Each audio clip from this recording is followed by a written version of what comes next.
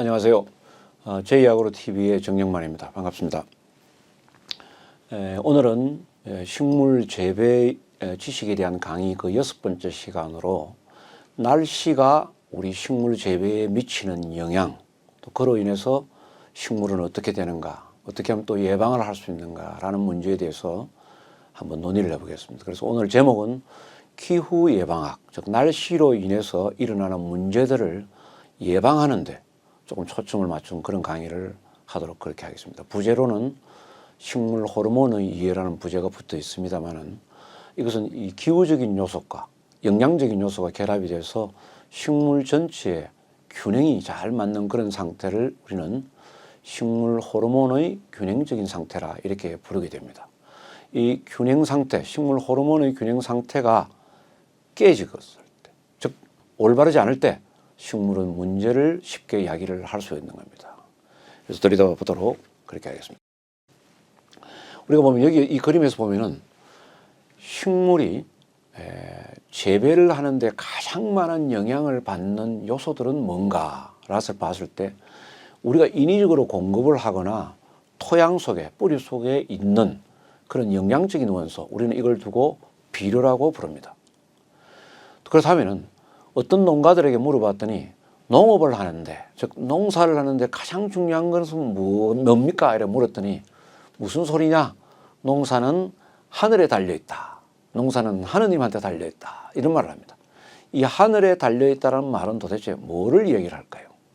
비가 오는지, 잘 오는지, 즉 많이 오는지, 적게 오는지, 적절하게 오는지, 또는 햇볕은 잘 비춰지는지, 온도는 너무 추운 거 아닌지, 너무 더운 거 아닌지, 이런 것을 우리는 다 합쳤을 때 잘 이루어지는 그런 상태를 우리는 기후적인 요소라고 부릅니다. 여기에다가 영양학적인 요소, 영양분을 곁들이면은 큰 빼들어 본다면은 이 네 가지 큰 원소를 볼 때 식물 재배에 미치는 근본적인 기둥이다 이렇게 볼 수가 있을 것입니다. 우리는 이 비료적인 원소는 앞서서 두 차례 우리가 잘 배웠습니다. 비료적인 원소는 질소, 인산, 칼륨, 칼슘, 마그네슘, 황, 풍소, 철, 아연, 망간, 구리, 몰리브덴, 여기다 때로는 니켈이라든지 코발트라든지 염소라든지 기타 이런 미량 원소들까지 포함한다면은 기본적으로는 12가지에서 14가지, 때로는 16가지까지 이렇게 광범위한 그런 원소들을 볼 수 있습니다. 이 원소들을 골고루 특정 원소를 지나치게 많이 주지 않고 골고루 식물한테 우리가 공급을 해주는 것을 비폐식습이라고 얘기했습니다.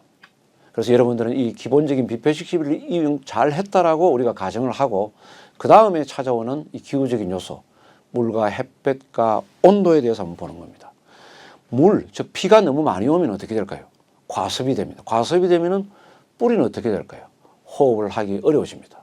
그러므로 해서 뿌리 수명이 짧아지거나 뿌리 병이 많아지거나 또 뿌리에서 스트레스가 상당히 늘어나게 됩니다.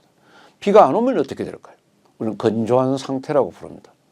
이렇게 되면 어떻게 될까요? 이거 또한 힘든 일입니다. 가뭄으로 인하면 쉽게 죽을 수도 있습니다. 노화가 빨리 올 수도 있습니다. 고사할 수도 있습니다. 햇볕은 우리가 어떻게 얘기할까요? 햇볕은 우리가 잘 비춰줘서 식물체 내에서 광합성을 할 수 있는, 즉 광합성을 원활하게 할 수 있는 그런 상태가 되는 겁니다. 이렇게 되면은 식물체 내에서 단백질 합성이 잘 되고 당이 생성이 잘 되고 엽록소가 적절한 이런 상태를 우리는 햇볕으로 인해서 식물지상부가 균형화된 이런 상태라고 부를 수가 있습니다. 온도는 또 어떨까요? 온도는 한 30도 정도, 예를 든다면 기본적인 우리가 식물 재배에 있어서 본다면은 가장 그 이하, 가장 균형적이라면 한 25도에서 18, 9도 또는 22, 3도 이런 상태를 우리가 가장 적절한 평균적인 식물을 볼 때 그렇다는 얘기입니다.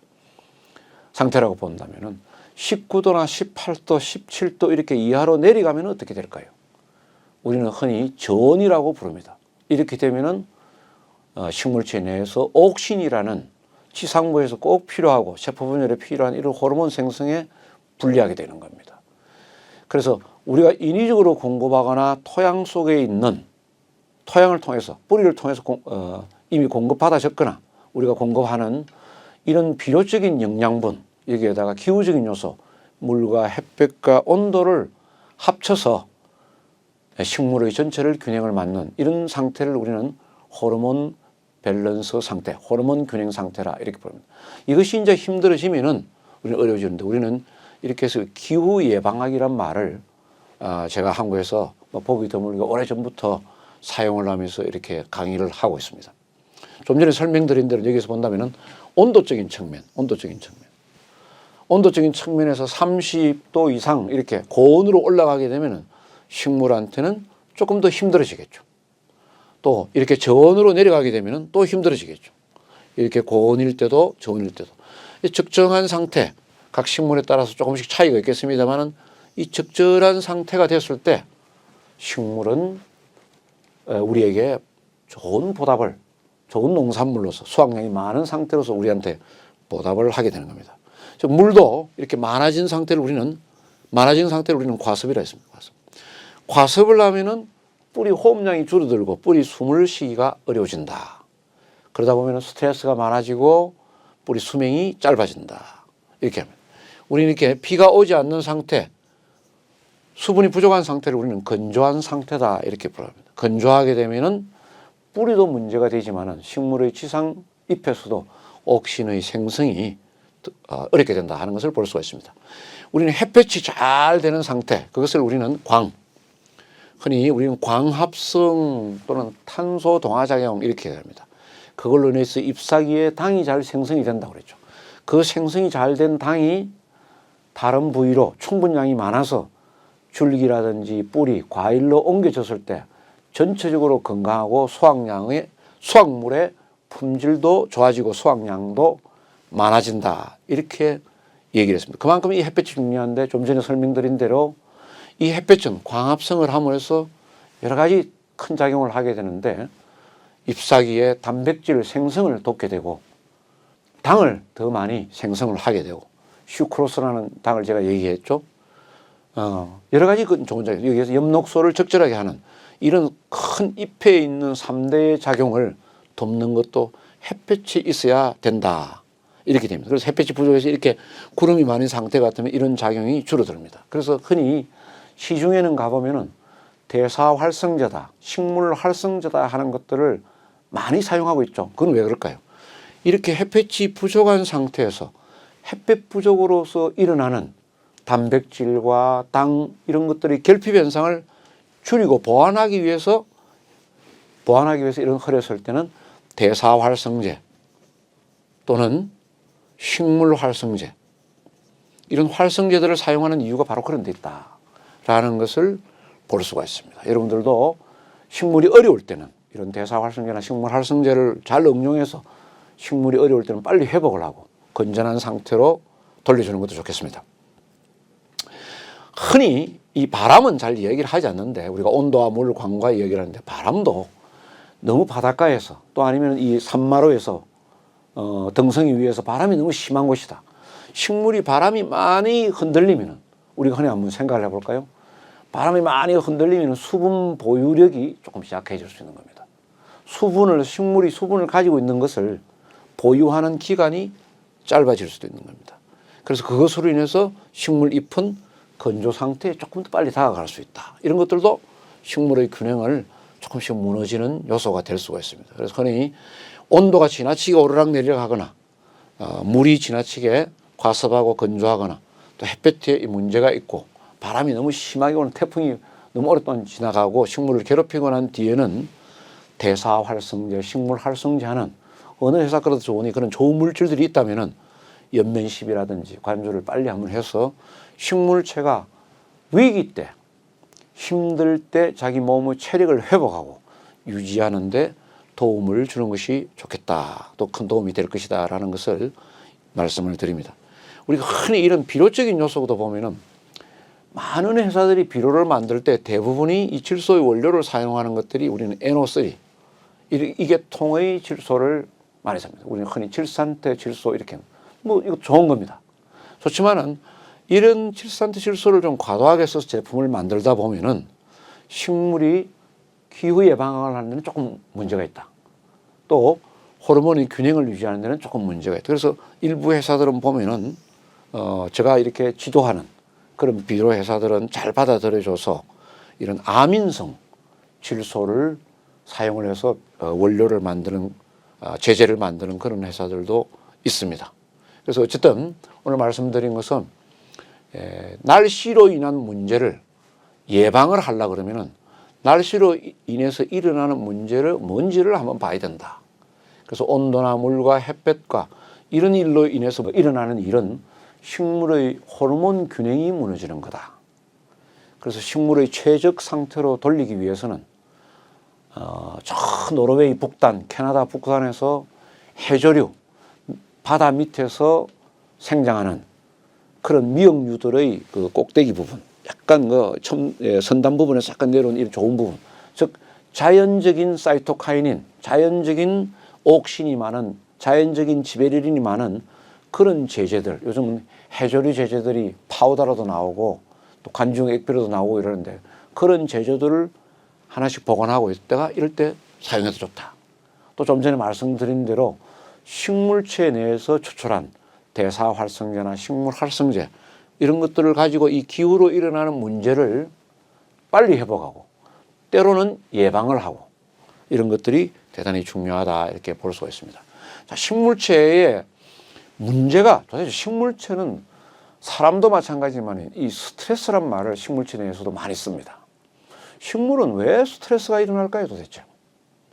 지나친 고온, 좀 전에 말씀드렸죠. 지나친 저온, 농약의 과도 사양, 바람이 심하게 불고 우리가 모종을 옮길 때 함부로 다루고 수분이 건조한 상태를 지나치게 오래 유지를 하고 이런 모든 식물이 원하지 않는, 식물을 키우는데 적절하지 않은 환경에 들어갔을 때 보통 식물을 스트레스 상태라 이래 부릅니다.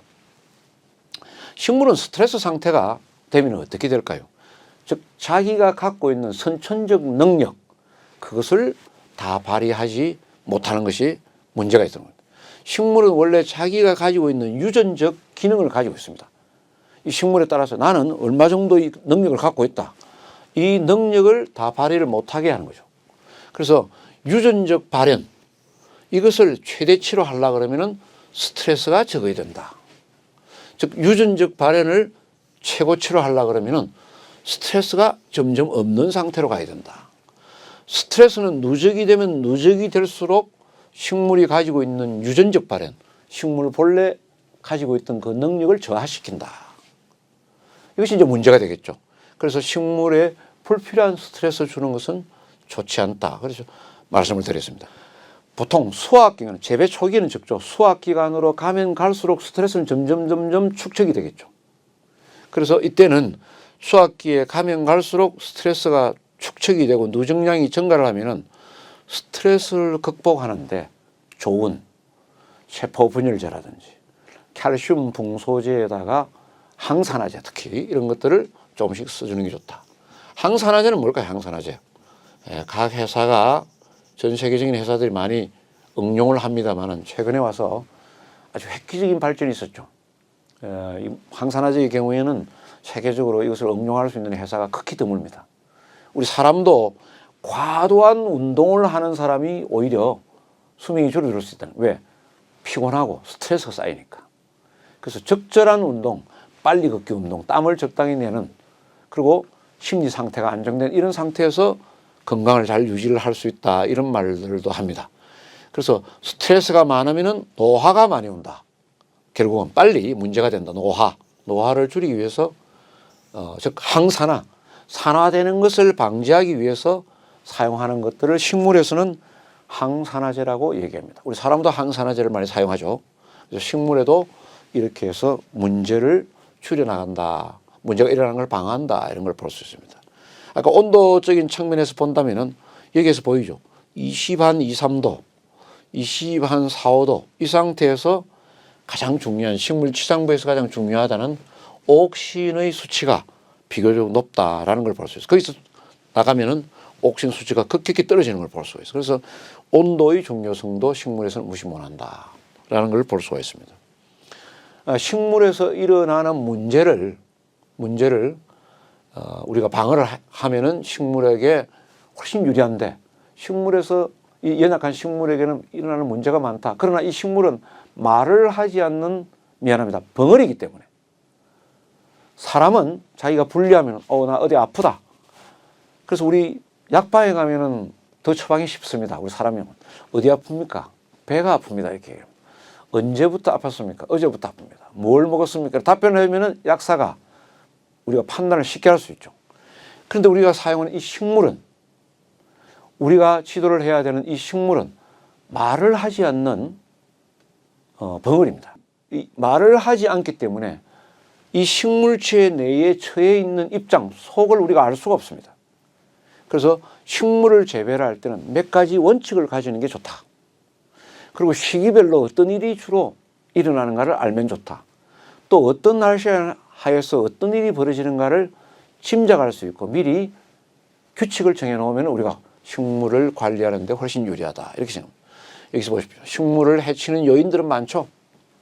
가뭄, 침수, 과습으로 인한 침수 또는 고온, 햇볕 부족, 또 흙에 토양에 우리가 흔히 염분을 많이 지나치게 공급을 하거나 또는 토양 살충제를 과하게 사용하거나 토양에 어떤 질병이 많아, 질병, 선충 같은 거, 비료를 지나치게 집적시키거나 과도하게 사용해서 이런 모든 것들이 식물을 해치는 요인들이 되고 식물의 스트레스를 유발시키는 식물의 스트레스를 많이 생기게 해서 집적시키는 그런 요인들이 된다 하는 것을 볼 수가 있습니다.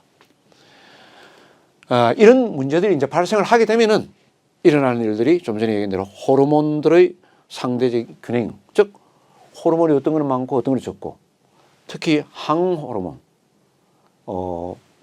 앱사이틱 애시드 같은 이런 불리한 식물의 불리한 것들이 늘어나게 되고 정상적인 호르몬들이 줄어들게 됩니다. 그러다 보면 이 세포 내의 활동 이런 것들도 줄어들게 되는데 우리 이 세포 사진을 여러분들에게 한번 보여드리는데 세포를 둘러싸고 있는 것을 우리는 멤브레인, 세포막이라고 부릅니다. 세포막이라고 부르는데 세포를 바깥에 이제 둘러싸고 있는 거죠. 그래서 세포 내에 다시 들어가면 이 세포 내에 있는 것을 우리는 미토콘드리아 또는 우리가 사립체 이렇게 부릅니다. 사립체. 사실은 식물 상태가 아주 좋다는 말은 이 세포 내에서 원활하면서 여기에서 좋은 호르몬, 좋은 물 이런 것들을 자꾸 생성을 하게 되죠. 이렇게 되면은 이 세포가 가장 원활한 상태, 균형이 잘 맞는 그런 상태가 된다. 그래서 우리는 식물의 미토콘드리아, 사립체가 잘 활동하는 상태를 호르몬의 균형이 잘 맞는 상태다. 또 이렇게도 표현하는 학자들도 있습니다. 어쨌든 기후로 인한 문제점들이 적었을 때 또 잘 식물이 유지가 되는데 많았을 때 이런 불리한 원인들이 생긴다 하는 것을 볼 수가 있습니다. 이 비료가 아니라 호르몬이 식물의 특성을 중요한다. 식물에서는 지상부에서는 가장 중요한 옥신, 또 식물에서 가장 중요한 지베레린, 식물에서 가장 또 중요하지만은 또 나쁜 행동도 할 수 있습니다. 에틸렌, 항상 좀 부정적인 활동을 하는 우리 아브시스산, 이런 것들을 우리가 전체적으로 봤을 때 5대 호르몬이라고 얘기를 합니다. 이 식물의 5대 호르몬에 대해서는 다음에 또 기회가 있으면 한 번 더 보도록 그렇게 하겠습니다. 그러나 오늘 잠깐만 말씀을 드리면 식물 전체에서 균형이 맞지 않으면은 어쨌든 이 호르몬들의 균형이 맞지 않으면은 식물은 때로 윗자라기도 하고 잘못 자라기도 하고 또 뿌리가 빨리 병들기도 하는 그런 상태를 얘기를 합니다. 오늘은 기후로 인해서 우리가 인위적으로 공급을 하는 비료 영양분을 제외한 나머지 기후적인 요소, 물과 햇볕과 온도로 인한 또 이거 4대 가장 큰 요인들이 잘 맞아떨어졌을 때 호르몬 균형이 맞는 상태에 대해서 또 그렇지 않은 상태에 대해서 한번 살펴봤습니다. 다음 시간에 뵙도록 하겠습니다. 대단히 감사합니다.